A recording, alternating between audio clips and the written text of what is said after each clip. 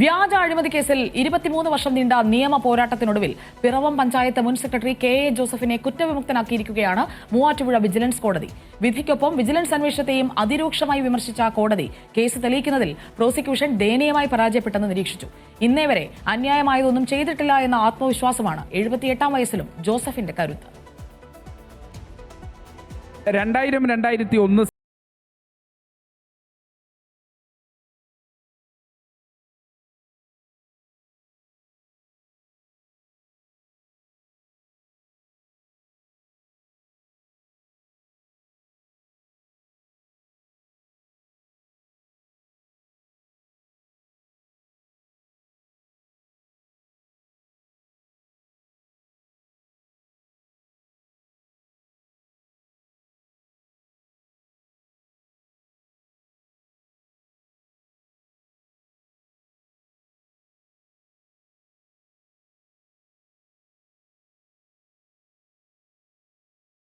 വിജിലൻസിനെതിരെ ഉന്നയിച്ചത്.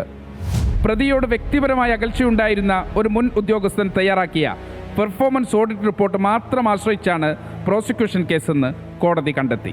അതിൻ്റെ മുഖ്യ സൂത്രധാരകൻ ആരാണെന്നുള്ളത് അവസാനം ചെന്ന് തട്ടി നിൽക്കുന്നത് ജേക്കബ് സാറിലാണ്. ഞാൻ ആ ഘട്ടം വരെ നിന്ന് നല്ല സാമാജികരായിട്ട് കണ്ട് ആദരിച്ചും ചെയ്തും പോരുന്ന ഒരു വ്യക്തിയായിരുന്നു. അദ്ദേഹത്തിൻ്റെ അടുത്താണ് ചെന്ന് തട്ടുന്നത്.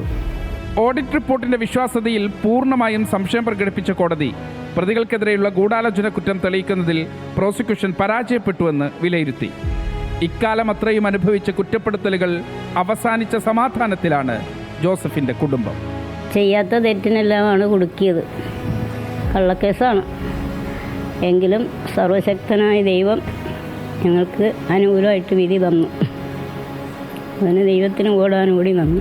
കേസിന് പിന്നാലെ സർവീസിൽ നിന്ന് സസ്പെൻഷൻ. അങ്ങനെ സസ്പെൻഷനിലിരിക്കെ വിരമിക്കേണ്ടിയും വന്നു. ഒടുവിൽ 78-ാം വയസ്സിലാണ് ജോസഫിന് നീതി ലഭിക്കുന്നത്.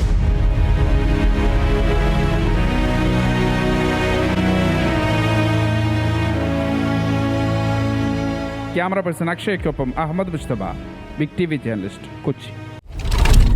Big TV, without fear or favor.